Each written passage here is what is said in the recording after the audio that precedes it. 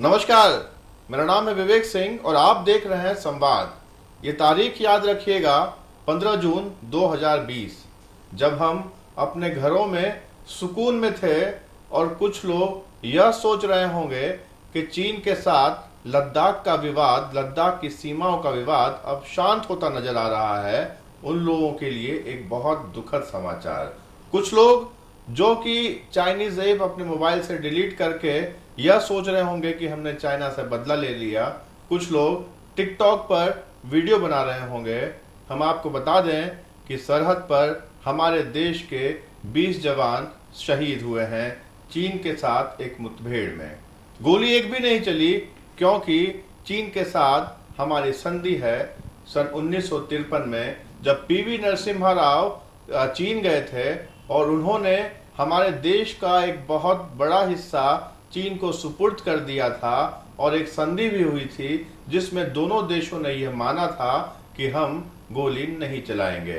तो यह लड़ाई हुई थी गुत्थम गुत्था से, एक दूसरे पर लाठी और पत्थरों से भिड़ी थी सेनाएं, और उसमें हमारे देश के 20 जवान शहीद हो गए।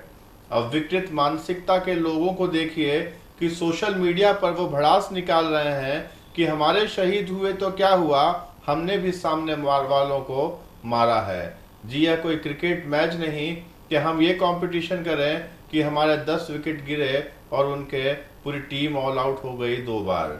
जी हाँ, चाइना की ग्लोबल टाइम्स ने कल दोपहर में ये माना तो था कि उनके 5 जवान शहीद हुए हैं, मगर सांझ ढलते ढलते उन्होंने उस ट्वीट को डिलीट कर दिया और उन्होंने सिर्फ इतना कहा कि उनके 40 से 50 जवान घायल हुए हैं, लेकिन अभी तक किसी मृत्यु का समाचार उन्होंने दुनिया के सामने नहीं रखा है।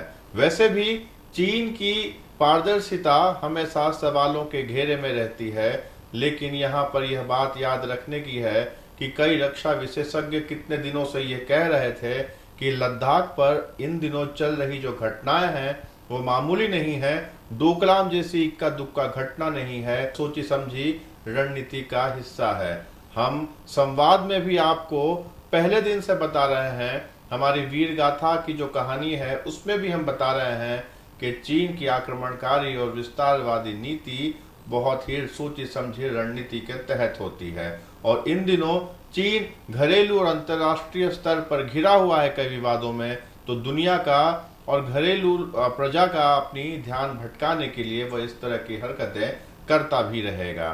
3380 किलोमीटर की सीमा है और इसमें हमारे जवान कभी उनकी सीमा में घुस जाते हैं और कभी उनके जवान हमारी सीमा में घुस आते हैं। कई झड़प होती रहती थी, मगर 1975 के बाद ये सबसे बड़ी झड़प हुई है जिसमें दोनों पक्षों की हानि हुई है। हमारे देश के नेताओं का यह वीडियो देखिए। हमारे देश के रक्षा मंत्री देश को और उनके कार्यकर्ताओं को ये समझाने की कोशिश कर रहे हैं कि सब कुछ शांत है। जो विवाद भारत और चीन के बीच पैदा हुआ है, इस समय मिलिट्री लेवल पर बातचीत चल रही है। चाइना ने भी यह इच्छा व्यक्त की है कि बातचीत के द्वारा इसका समाधान निकाला जाना चाहिए।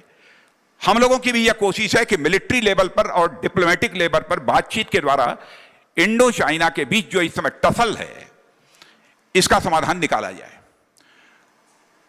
और मैं विपक्ष के बंधुओं को भी मैं कहना चाहता हूं, सभी नेताओं को भी मैं कहना चाहता हूं, हमारी सरकार किसी को अंधेरे में नहीं रखेगी, न भारत की संसद को अंधेरे में रखेगी, न किसी को अंधेरे में रखेगी।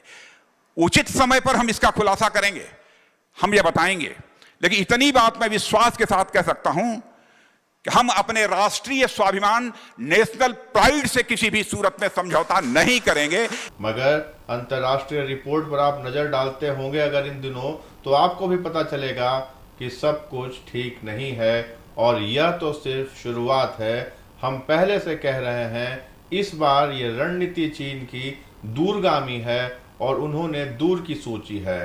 तो इस फ्रंट पर अगर ये हमारे देश के नेताओं के लिए एक अग्नि परीक्षा है कि वह किस तरह से वॉर डिप्लोमेसी और कूटनीति का उपयोग करके इस परिस्थिति से देश को उबारते हैं, क्योंकि युद्ध की विभीषिका ना तो चीन के लिए हितकारी है और ना मौजूदा हालात में भारत के लिए। उरी और पुलवामा में हमने ऐसी घटनाओं के बाद सर्जिकल स्ट्राइक और एयर स्ट्राइक किया था, मगर आज भारत का नेतृत्व शांत है। वह पानी की गहराई को, समुद्र की गहराई को नापने की कोशिश कर रहे होंगे और ये समझने की कोशिश कर रहे होंगे कि आखिर माजरा क्या है, क्योंकि मुकाबला चीन से है और चीन की रणनीति हमेशा बहुत ही रहस्यमय होती है और हमें चीन से निपटना है। तो देखते हैं आगे आने वाले दिनों में चीन की विस्तारवादी और आक्रमणकारी नीति का हमारे देश का नेतृत्व किस तरह से जवाब देता है। संवाद में हम आपको पहले दिन से चीन और भारत के बीच में लद्दाख और सिक्किम की सीमा पर जो विवाद चल रहा था, हर पहलू से अवगत कराते आ रहे हैं। आपके सुझाव हों तो वो हमसे साझा जरूर करें और संवाद से कायम रहें। नमस्कार, जय हिंद।